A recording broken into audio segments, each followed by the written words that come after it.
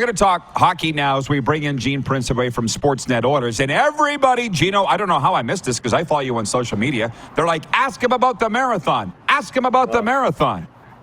That's like the biggest news in your world right now, huh?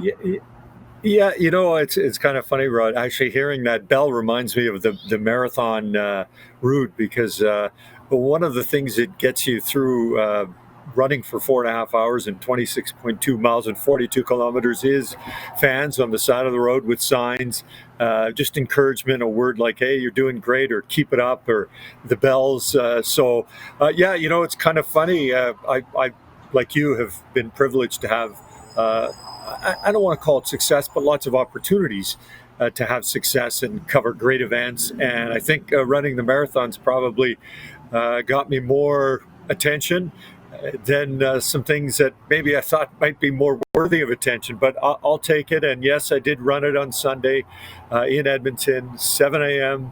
Off we went, 11:30 finished.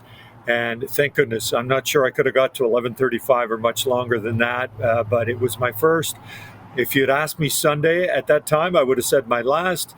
But the more time you think about it, you think maybe, but at least I can say I ran it. It's something that's been on my bucket for literally, Rod, decades.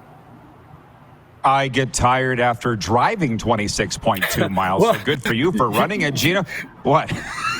You're so right, because I'm you. Like, I went on an 18-mile run, and it took me 3 hours, and I thought 18 miles is far to drive with a car, and the idea of running it was just something that I just couldn't fathom. So I'm with you. Like, I hear you, and I still feel like I feel that way, even though I've run a marathon. I'd always say, well, why run when you can drive? But anyways, decided to do it. So thanks for mentioning it and giving me a chance to discuss it.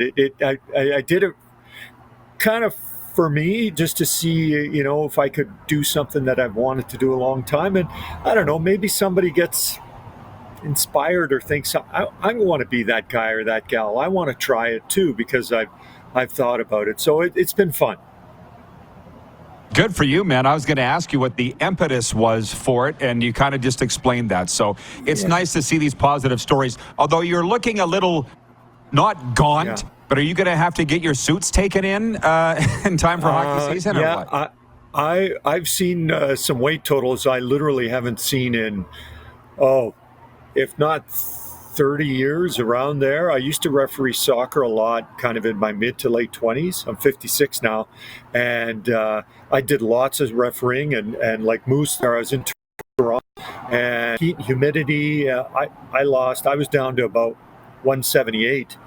At that time, and on race day, that's exactly what I was. I weighed myself today. I was 179. Wow. I'm usually kind of a 190 guy, and this sounds weird, Rod. You're in good shape and you look good. I always felt good at that weight. Like, I didn't feel, oh my gosh, I think most of us are always like, if I lost 3-5 pounds, great. But it just started coming off.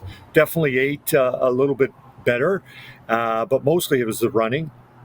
So now I'm not sure if I can keep it sub 180, because now I feel good at 180. And as the old saying goes, TV adds 10 pounds. So if I'm at 180 on TV, I'm at 190. So we'll see how it goes. But that's been a sort of a sidebar occurrence. I figured I would lose a little bit just because of the amount of running. It was an 18-week program. So we'll see if it's sustainable or not in time. Why do I see a face of Ron McLean saying, Gene, just that smirk, Gene Principe is going to do a 180 on Orders. Anyways, Ted in Red Deer said,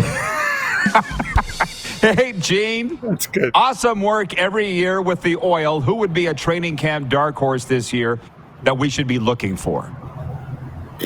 Gosh, you know what? I got to be honest with Ted and Red Deer. First of all, thank you for the kind words. I've kind of shut my hockey brain off till about now. I've been so focused on running. Philip Broberg would be a guy for me that people would know and maybe wonder where he fits, how he fits. First round pick, expected to fit in on the blue line. I would suggest that he's a guy that's on the team from start to finish this season, and I want to see how high he can elevate his game. Where can he go? Another kid is Ryan McLeod. He's that real fast, got talent, difficult when you're behind Vander Kane, Zach Hyman, Connor McDavid, Leon Draisaitl, Ryan Nugent-Hopkins, and I'm probably forgetting someone in the top six. But he's got an opportunity to really kind of find a spot where the Oilers can continue to rely on him. There will be a couple of guys after. Listen, Rod, let's hear. They just signed Evan Bouchard yesterday, I think. This isn't wholesale changes. This isn't the Oilers from 2007 or 2008 or 2011, 12. You could pick a few seasons, in fact, unfortunately. This is like tweaking, touching, maybe add a guy or two that ends up being, on the squad, helps you out a little bit. July 1st used to be a huge day around Edmonton because you just didn't know what kind of bombs they were going to drop. Sheldon Surrey in the past, or Milan Lucic, or Jack Campbell. Well, now they've got their core, and so it's just about elevating things a hair more to see if it's a marathon to win the Stanley Cup, and that's where they'd like to finish their race this season. Pat in Saskatoon says, don't forget Sasky boy Lane Pedersen. Brian in Edmonton, BW in Edmonton says, Brandon Sutter has a PTO with the Oilers. And we'll end it on this. BW says, Gene, will we hear you on 1440 Sports Radio?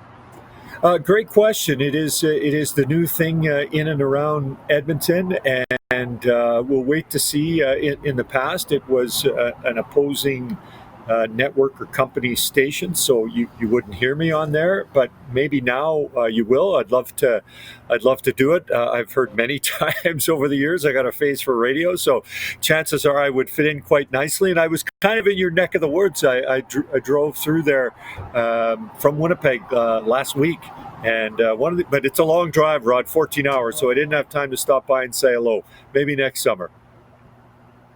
Well, I'll tell you what, from my old college chum here at Mount Royal in Calgary, Kevin Carius, my old roommate in Prince Albert, Kevin Carius. I haven't seen him this excited since we were heading to the Longhorn on a Saturday night back in 1990. So I'm glad to see him that excited, Gino. Okay, thanks for the time. Enjoy the rest of summer, man.